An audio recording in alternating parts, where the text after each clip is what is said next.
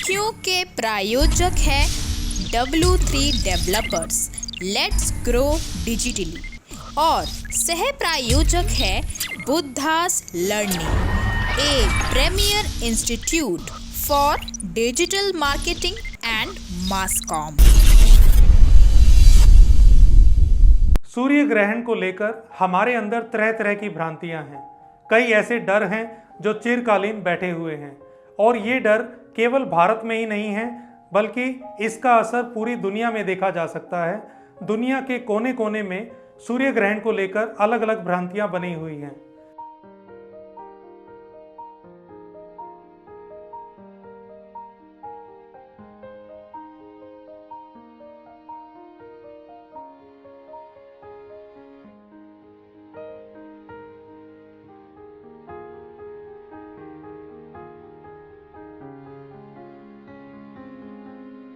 कई लोग कहते हैं कि एक भेड़िया सूर्य को खा गया, तो कई लोग कहते हैं कि एक ड्रैगन ने सूर्य को अपने मुंह में ले लिया।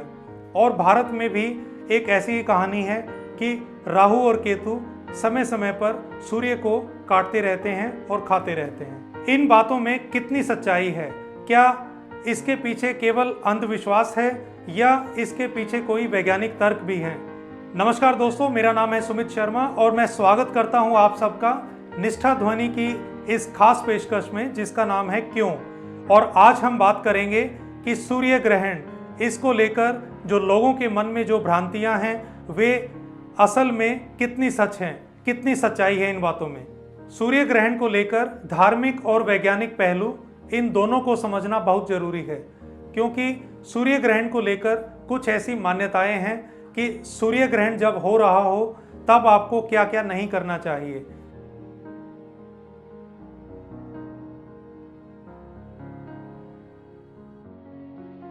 जैसे कि सूर्य ग्रहण की अवधि के दौरान हमें खाना नहीं खाना चाहिए। सूर्य ग्रहण के दौरान अगर कोई गर्भवती स्त्री है तो उसे भी कुछ बातों का खास ध्यान रखना चाहिए। अगर कोई बूढ़े लोग हैं तो उन्हें मंत्र जाप करना चाहिए। तो ये बातें तो हुई कि आपको सूर्य ग्रहण के समय क्या करना चाहिए, लेकिन वैज्ञानिक ऐसा नहीं मानते। वैज्ञानिक कहते हैं कि साल के अंत में जो सूर्य ग्रहण आता है उसे रिंग ऑफ द ईयर भी कहा जाता है। तो ये एक ऐसा क्षण होता है जो हर व्यक्ति को देखना चाहिए। और नासा ने तो इसके लिए चेतावनी भी दी है कि सूर्य ग्रहण को आप नग्न आंखों से मत देखें, इसे सन ग्लासेस के साथ देखें, क्योंकि ऐसा नज़ारा कभी कभी देखने को मिलता है। अब हम आते हैं हिंदू मान्यताओं की ओर कि इसके पीछे क्या कारण है। तो दोस्तों, इसके पीछे एक पौराणिक कथा जुड़ी हुई है जो कि है सागर मंथन को लेकर। आप सभी जानते हैं कि देवताओं और असुरों ने मिलकर सागर का मंथन किया था। उन्होंने एक वासुकी सर्प को विंध्याचल पर्वत के चारों ओर लपेटा था और उसके बाद उन्होंने सागर का मंथन किया और उसमें से 14 रत्न बाहर आए और हलाहल विष भी बाहर आया था। इस कहानी को सभी जानते हैं। तो इसके अंदर एक ऐसी चीज भी निकली थी जिसके लिए ये पूरा संघर्ष हो रहा था और वह था अमृत। उस अमृत की लालसा में जब देवताओं और राक्षसों में लड़ाई होने लगी कि इस अमृत पर हक हमारा है, तब भगवान विष्णु ने मोहिनी का अवतार लिया और उन्होंने सभी देवताओं और राक्षसों से कहा कि आप पंक्तिबद्ध बैठ जाइए, मैं आप सबको इसका सेवन कराऊंगी। लेकिन सेवन कराते समय उन्होंने जब देवताओं को इसका सेवन कराया तब वे उसे अमृत दे रहे थे और राक्षसों को उसका सेवन कराते समय उस सुराही को बदल देते थे और उन्हें मदिरा का सेवन करा रहे थे। तब एक राक्षस ने उन्हें ऐसा करते हुए देख लिया और वह चुपचाप अपना वेश बदलकर देवताओं के बीच में बैठ गया। और जैसे ही मोहिनी ने उन्हें अमृत पान कराया तभी सूर्यदेव ने इशारा किया और कहा कि ये एक राक्षस है। और इस बात पर विष्णु जी ने सुदर्शन चक्र से उसकी गर्दन को काट दिया। लेकिन वह अमृत का पान कर चुका था तो वह अमर हो चुका था। उसका सिर राहु में और धड़ केतु के रूप में लगातार आज भी धरती पर घूमते हैं और वे समय समय पर सूर्य को डसते रहते हैं। तो ये था सूर्य ग्रहण के पीछे मुख्य कारण कि सूर्य ग्रहण क्यों लगता है। और साल में 12 सूर्य ग्रहण लगते हैं। अब हम जरा खगोल शास्त्रियों की माने तो वे क्या कहते हैं। वे बोलते हैं कि सूर्य ग्रहण एक खगोलीय घटना है, इसका किसी ग्रहों से या फिर देवताओं या असुरों से कोई लेना देना नहीं है। वे कहते हैं कि सूर्य स्थिर है और धरती उसके चारों तरफ चक्कर लगाती है और इसी प्रकार चंद्रमा धरती के चारों तरफ चक्कर लगाते हैं। तो एक ऐसा समय आता है जब चंद्रमा धरती और सूर्य के बीच में आ जाता है। तो जब धरती से लोग सूर्य को जो देख रहे होते हैं तो चंद्रमा पूरे तरीके से सूर्य को ढक लेता है। तो इस अवस्था को सूर्य ग्रहण कहा गया है और इस दौरान आप केवल सूर्य के चारों ओर की एक सतह को देख पाते हैं और इसी अवधि को रिंग ऑफ द ईयर का भी नाम दिया गया है।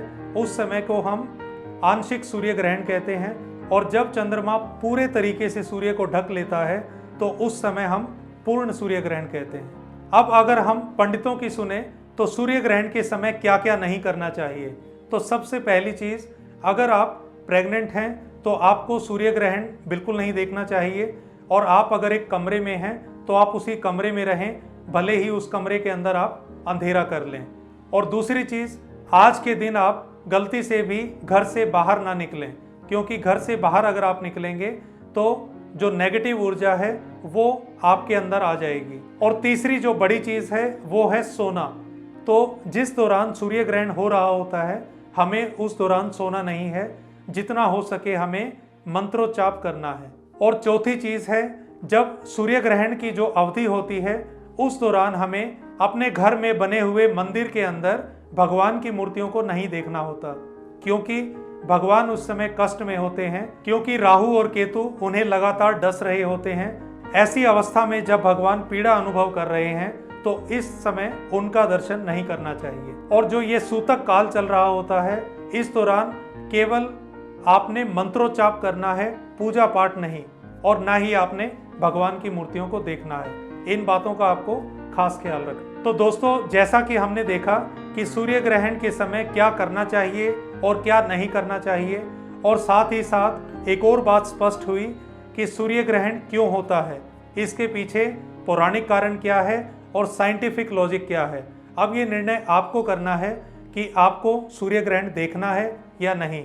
और अगर देखना है तो जैसे नासा ने आपको कहा है कि गॉगल्स लगाकर आपने सूर्य ग्रहण को अगर देखना चाहें तो देख सकते हैं। और अगर आपके भी इससे संबंधित कोई सुझाव हैं या कोई प्रश्न है तो आप उसे नीचे कमेंट बॉक्स में लिख सकते हैं। और हमारी इस वीडियो में इतना ही।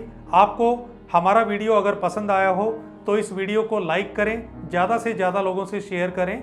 और अगर आपने अभी तक हमारे इस चैनल को सब्सक्राइब नहीं किया है तो प्लीज़ इस चैनल को सब्सक्राइब करें, बेल आइकन को दबाएं, ताकि भविष्य में आपको इसी प्रकार की रोचक जानकारियां लगातार मिलती रहें। तो आज के वीडियो में इतना ही। हम अगले वीडियो में एक ऐसा ही और रोचक प्रसंग लेकर आएंगे। तब तक धन्यवाद। आपका दिन शुभ हो।